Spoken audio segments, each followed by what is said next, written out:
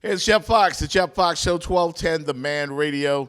We're here at the National Association of Black Journalists National Convention for 2019. It's going down right here in Miami in the 305. We have who's who in black media here this weekend. And, of course, as this convention goes on and we're here in attendance, we'll be going around talking to people, interviewing folks, and talking to some of the stars in the media of today and maybe some of them of tomorrow as well. So come and take a ride with me here. Right here is the Jeff Fox Show, 1210 The Man with Gigi Fontaine. Sorry, Gigi, I didn't mention you. But I mentioned you just now. But we're going to go around and check out all of the festivities that's going on right here today. It's career day, so all of the future stars are in the building, and some of the main guys, the media guys, that are going to help some of these stars and inspire them. We're going to talk to some of them as well. All right? This is Jeff Fox, the Jeff Fox Show.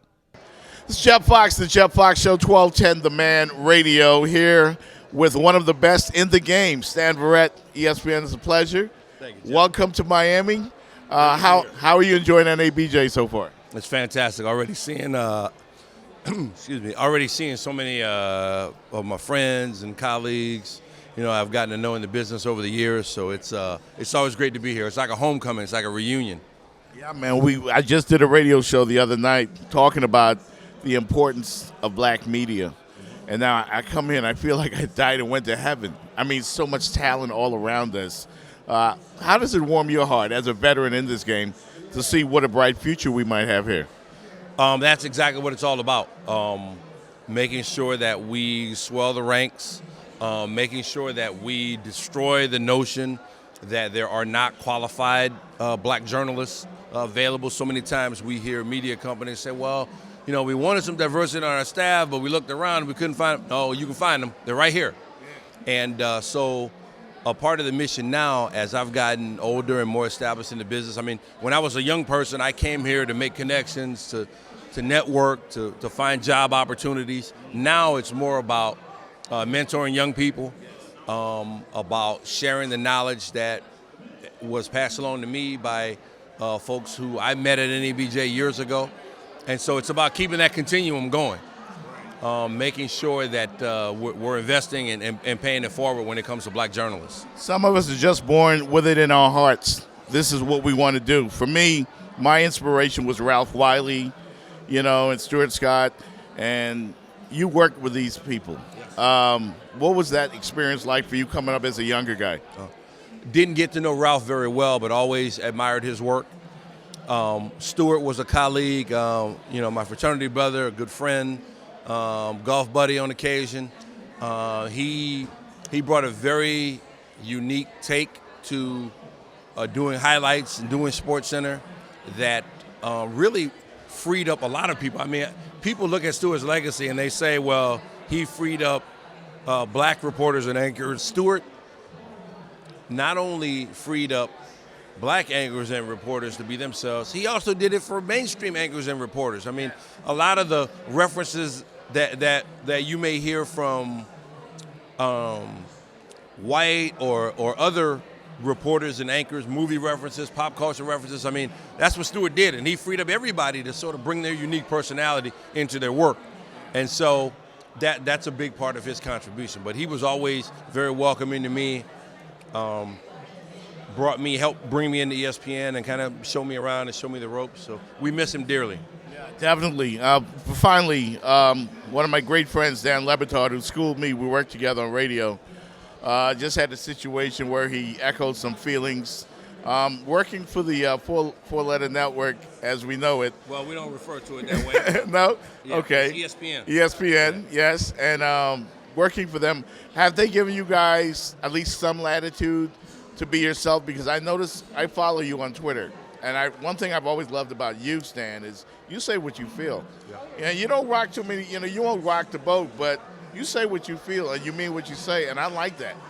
That's why a lot of us out here that follow you appreciate having somebody that's going to go out there and articulate the way we as African Americans feel about a lot of subjects. Yeah. Well, I mean, look, it's a delicate balance because you have to be responsible because you have a responsibility to more than just yourself when you have the kind of position that I have, and so you have to be aware that what you say carries weight, and so you have to be responsible with it. Now that means that you have to be able to communicate in a way that gets your point across without being unnecessarily offensive or without being unnecessarily inflammatory. Right. And there's a way to do that. There's a way to say what you need to say without being inflammatory. You've done that. You've done that on quite a few occasions, and you get a lot of retweets from me personally because of that. That's always the desired effect, so I appreciate it. Hey, man, thank you so much, Stan. All right. Enjoy your time in Miami. Always We great being appreciate in you, all Miami. right? All right, man. Take care.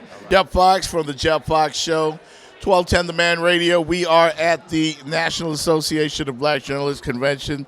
And, of course, we're here with a very important person, a VIP, Broward County School Superintendent Robert Runcie. It's a pleasure. It's a pleasure to be here. Yes, yeah. How have you enjoyed the experience so far? Oh, it's been good. I just came in to speak on a panel with some colleagues from Chicago and New Orleans about education, what's going on in the education system. The bottom line is, how are we going to do a better job redesigning our public school systems to better serve our students of color who too often, get left behind. So I think there's some good work going on in this country, certainly a lot right here in Broward County.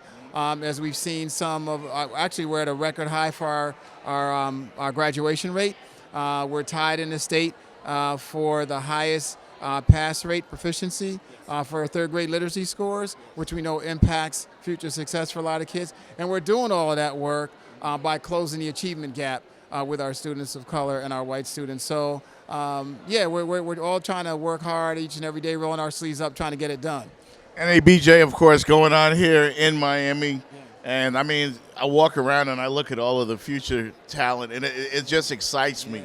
As an educator, how do you feel when you see something like this? Oh, this is absolutely fabulous because the vast majority of these people went through public school systems, some through Broward, some through Miami, other districts around the state, and, of course, across the country.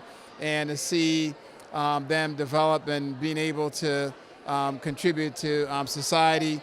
And journalism obviously is a big deal today in terms of making sure that we get transparency out, we get the right facts out, and I'm glad to see more and more of our folks involved. And it makes a difference when you have people of color who are part of the journalism profession.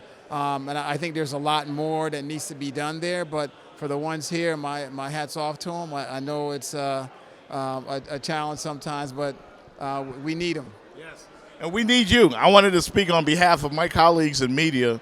We've been through some adversity down here in South Florida over the years. You look at the climate in the country, and you dealt with some yourself, but you're still here standing strong, and you're still helping and giving back. Well, Talk about that. Well, one of my friends, a gentleman I know, Manny Scott, has a phrase that I use often that always stuck with me, and he says, even on your worst day, you can still be some kid's best hope.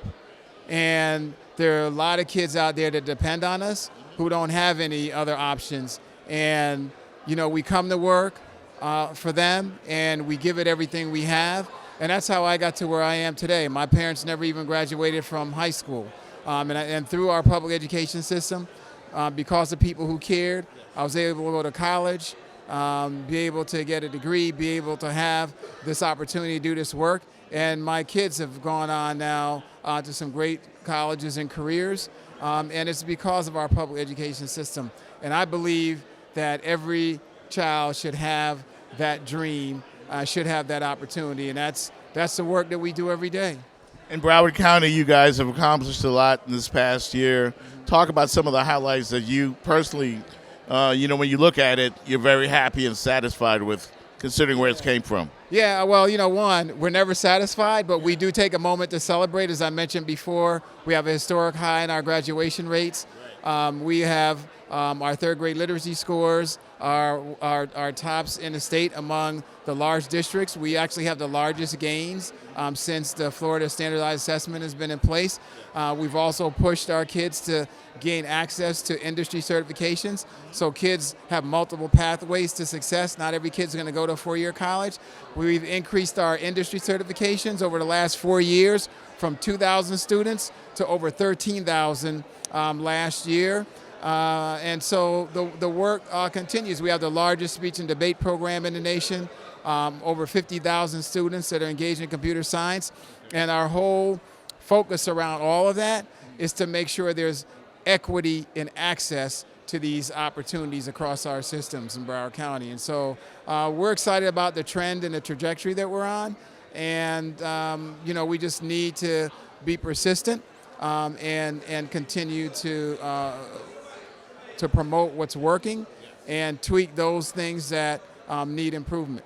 Definitely will say, man, we do appreciate your time this afternoon. Appreciate you and the great job that you've done. Continued success in the future, sir. Thank you so much. Thank I you. appreciate All right, that. Mr. Runcie. This is Jeff Fox, the Jeff Fox Show, 1210 The Man Radio. I'd like to welcome an old friend, Chris Broussard. Welcome back to Miami, man. How you doing? I'm great, man. It's always good to be here in Miami, of course. But it's good to see you. It's been a little while. Yes, sir. Of course, I put on a few pounds. You've dropped a couple. Thank you for saying that. I don't know if I actually have, but thank you. That means I'm wearing it well. But ever since LeBron left the Heat and they've kind of become mediocre, I haven't been coming to Miami anymore. It hasn't been as much fun either. We miss having guys like yourself down here. But it's good to catch up with you, man. I found myself defending you on the radio a lot in light of recent events. Let's talk about that because I've known you a while. Talked to you on the radio before. I never saw you so energized. Or, because it seemed like they kind of got to you a little bit, got on your nerves a little bit. I'm talking about the public, with the whole KD thing. Well, so you talking about the KD thing? Yeah. Nah, not really. I just, was stating facts, really. I didn't even think, when you were talking about KD and Twitter, I don't even think he went at me the first time. Right. Like, I think I said his worst nightmare would be if they won the finals without him, obviously using hyperbole. And then he hit back, tweeted back, really, is that the worst thing that could happen, buddy? Like, I don't really take that as, he took a shot at you. Right. But the way the media portrayed it, even Fox, I was asked about on TV, they kind of put it in an adversarial light. Mm-hmm. So I just addressed it. And then he came back, of course, with you don't have my phone number, because I said text instead of DM. Right. To me, it's the same thing. Now I know, though. I do differentiate text deal. But, so, yeah, I just defended myself, because I felt like just to let people know I wasn't lying. And, credibility is important in this business. And I think I did drop the mic on that. I mean, I said, look, I got 60-something DMs from you in my phone, where you've reached out to me. And, and he didn't deny any of what I said, the essence of what I said about what we talk about, our relationship and any of that. So I think in this society, people want to make everything adversarial. Mm-hmm. So I didn't really think it was that big of a deal of going at each other. But I just felt it was something obviously I had to address. You're a guy, obviously, whose credibility means a lot to him, of course. And I know you're a stand-up guy, your belief in God. Did it get that serious for you as far as what the public was saying and being the story when you usually cover the story? Well, now that I'm out, I'm not really a reporter anymore. I'm more of a personality, a broadcaster, an analyst. There's times where when you give opinions, and that's your job now on radio and television, is to give opinions. There's times you're going to be part of the story. Yes.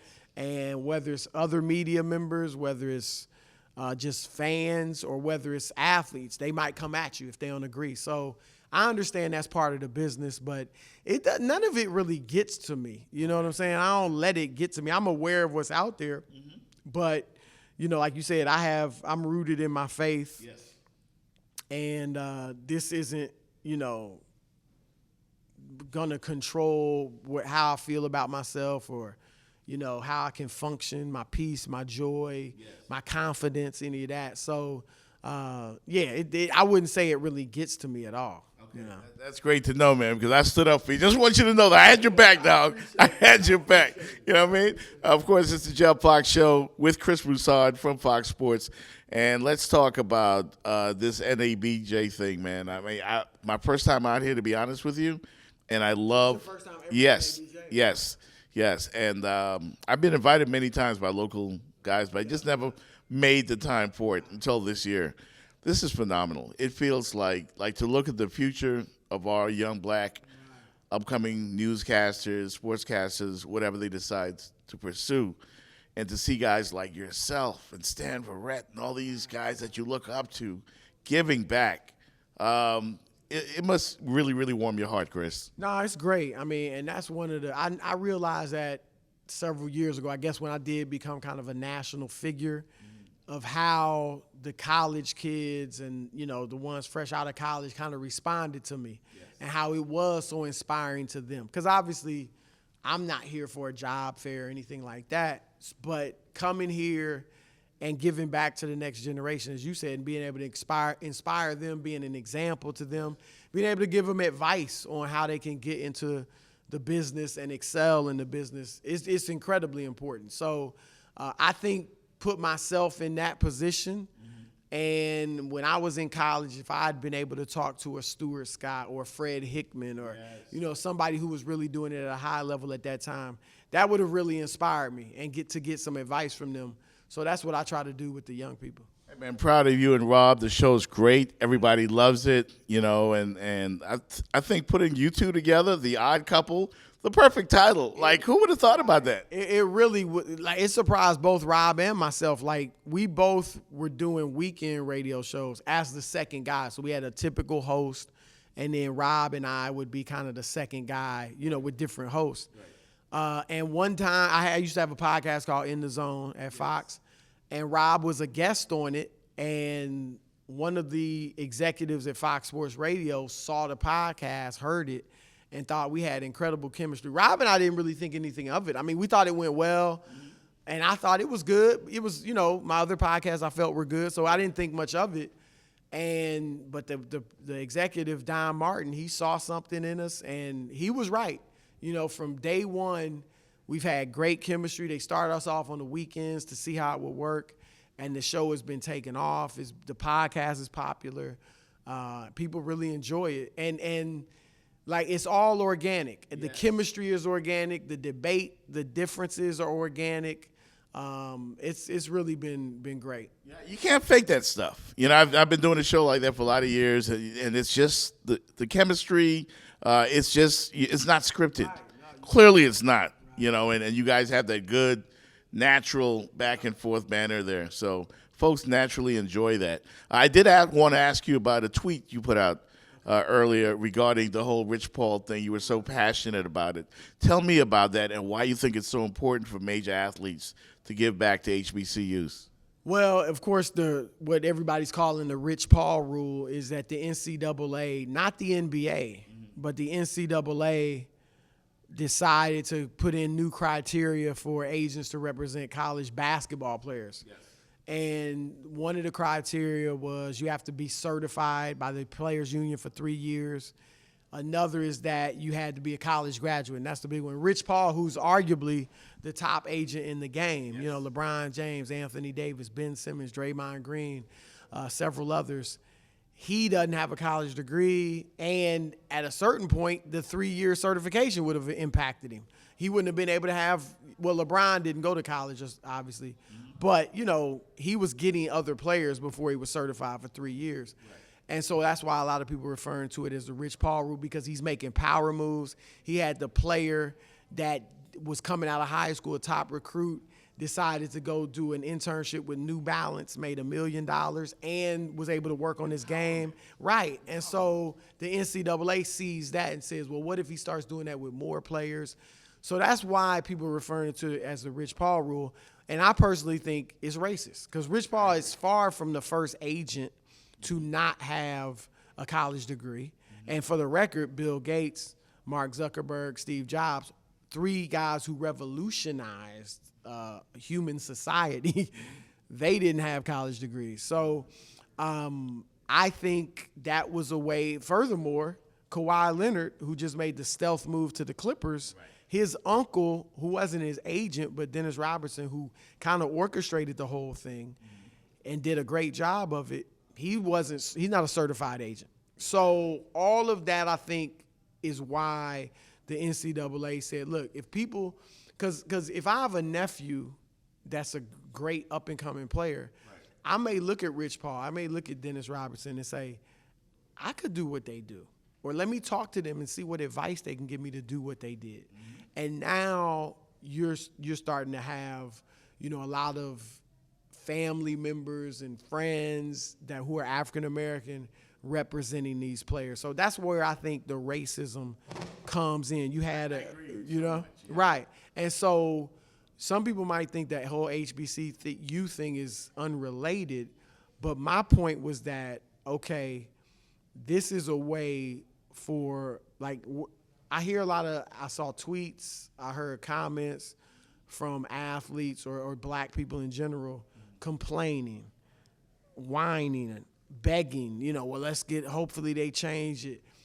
We have to stop doing that all the time and start using the things that we have to our advantage to get the things we want and to overcome the things we think are unjust. For instance, you see athletes wearing Colin Kaepernick number 7 hats, and that's nice and that's good support. But if football players, whether all football players or African-American players in large numbers, decided we're not playing, Colin Kaepernick should clearly be in the league. Absolutely. And we know he's not in the league because he took a stance for social justice. I'm not playing until he's back on the team. He will be back on the team. So what I'm saying is black athletes need to take, like, for black people in general, one of our greatest resources is the fact that African Americans dominate sports and to a certain degree entertainment, right? And so they are the most irreplaceable, well-connected, beloved black people on earth. Like, you can find another journalist who's not African American to do what I do, what Rob Parker does, what you do, they can't find another LeBron James. They can't find another Anthony Davis. They can't find another James Harden. You see what I'm saying? Right. And so they're irreplaceable. So what I'm saying is use that leverage that you have to empower the masses of black people.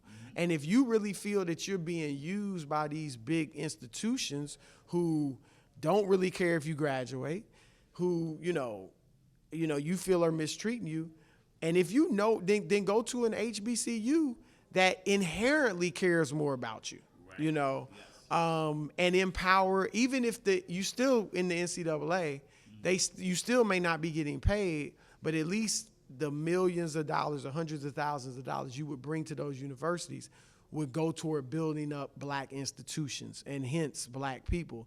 So I think that is one thing I would love to see great young black athletes start thinking about and older athletes start encouraging them to do.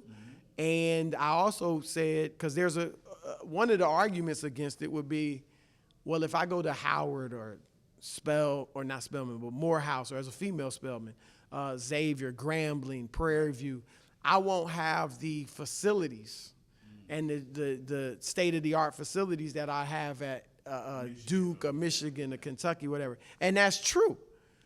But if African-American athletes donated some of their money to these HBCUs, I've seen athletes give $2 and $3 million donations to a school they spent 1 year at. And to be honest, probably spent one semester of going to classes too. And with a 20% African-American student body. No, not 20%. I know one, UCLA is 2.5% African-American. Wow. University of Texas, Michigan, where my daughter goes, is 4.5% African-American. So their 20% would be great, but it's way below that. And so, and here's the thing furthermore, and I'm not against giving back money to these institutions, but you could give some to the institution and some to the HBCU. And the fact of the matter is, the giant state institution really doesn't need your money. They have these endowments that are incredible. Okay, it's nice for you to give it to them, but it's like me giving you a quarter, really.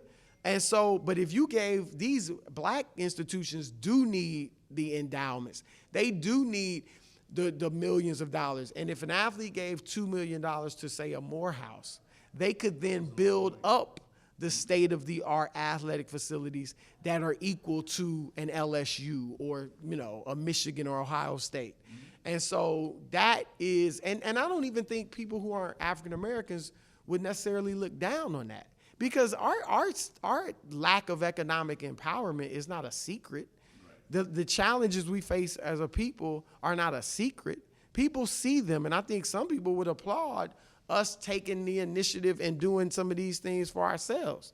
And so I would like to see that. I also think the money that was generated from, if a Howard University was one of the greatest football or basketball teams in the country, which it would be if the great black athletes went there, that money from the television revenue, from the bowl games, from the tournament play, you could use that to empower the school academically and strengthen not only your athletic programs, but your academic programs, and those schools could become better academically for the non-athletes. Now, let me throw this in. There's a good number of our HBCUs that aren't run financially like they need to be. And so I would never suggest that an athlete gives millions of dollars to an institution that may misuse it, okay?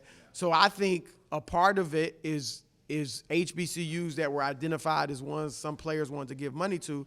I think if they've had financial issues in the past, or if there's suspicions, they should go through a rigorous audit, and then there should be open accounting for the money. Like, the athlete should be able to stipulate, if I'm giving $2 million, this much goes to this academic program. This much goes to the athletic program. Like, earmark it legally. It has to go to what I'm directing it to. And there would be, like I said, open accounting. And if the school wasn't willing to go with it, then you don't get the money.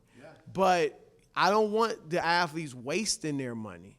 But I'm looking at it like, our modus operandi for getting our rights and our equality and our justice here has kind of been pleading and hoping that white society does the right thing. They should, because we built the country, and we have not been given a fair shake, and still aren't in many ways. But we're still just hoping they do the right thing. And I'm saying we have assets, we have resources that we can use to get the right thing, whether they want to give it to us or not. And so that's what I'm calling on the athletes to do. I thought it was such a powerful statement. A lot of people felt like, this is not realistic. It is realistic. And if we have to take that first step towards doing something like that, is absolutely possible. I want to give you a hypothetical. If that was David Falk signing Anthony Davis and Draymond Green and all of these people, do you think that the NCAA would have came up with a David Falk rule? Let's just say he didn't, have the background that they're requiring now. But if it was a white guy, do you think that this would have been an issue? No, I honestly don't. I mean, pure and simple. And LeBron James and Rich Paul, Maverick Carter, all these guys, they're going beyond, like, their motto is more than an athlete. They're going beyond what society wants to see athletes do, particularly black athletes do. And they're not just talking. They're not just, there's a place for rhetoric. If I speak out against injustice or something, there's a place for that. There's a place for Kaepernick kneeling and all that. There was certainly a place in the 60s for Tommy Smith and and John Carlos with the fist and all that. But LeBron is going beyond rhetoric. He's starting companies that are hiring not only African Americans, but people in general. He's making documentaries that are addressing certain issues. he's empowered his friends to become moguls in their own right, but he's also empowering players to see, well, if a GM or an owner can move me or trade me or put together a team, why can't I put together a team? Right. You know, so that's, a lot of people don't like to see an athlete, or particularly a black athlete, start flexing his muscle in different areas. And so that's where, in my view, this is all kind of coming from. So I don't think if it were a white agent, it would be happening. Yeah, it's the Jeff Fox Show right here, 1210 The Man Radio, talking to Chris Broussard from Fox Sports. Last one for you, Chris. And I spend a lot of time on my show talking about this, iconic athletes and what they mean to us as African-American people. Muhammad Ali, of course, is on a level unparalleled with anyone else. But I contend, and I want to know if you agree with me, that I think LeBron James, you know, he gets a lot of hate, gets a lot of flack, unjustly, I think, because he's been in the spotlight since 15, 16 years old. No DUIs, no marriage scandals, none of the stuff that we typically see with famous athletes. I think with what he's doing, because you recognize it. You're talking about the empowerment, you know, the influence on all the other athletes, not only in the NBA. I've seen it in the NFL with the power move that Brown from the Steelers. I mean, yeah, kind of how he took control of his situation. I think LeBron's influence is beyond that. And then when you look at the social justice and what's going on around the country, I would put him on that level, as important, even possibly more important than Kaepernick right now. I think when it's all said and done, he's going to be up there, maybe not on Ali's level, but right there. Well, like I said, look, in the 60s, the racism was far more overt and oppressive. It still exists, but it was far more oppressive in the 60s. So just speaking out, just standing up boldly as an African-American man and saying, no, I'm not doing what you want me to do, which is what Ali did, right. That was incredible. Yes. That was incredibly empowering, because you hadn't seen that from the mainstream athletes or entertainers or anything. Mm-hmm. But we're in a different time now. We don't need just speaking out. Again, at that point, speaking out could get you killed or your career ruined. Now, speaking out will not do that. So speaking out is still good, but we need concrete things to happen. We need you to do concrete things in addition to speaking out. And that's where LeBron James comes in. He's not just speaking. Right. He's actually doing things, creating businesses, empowering athletes, building a school.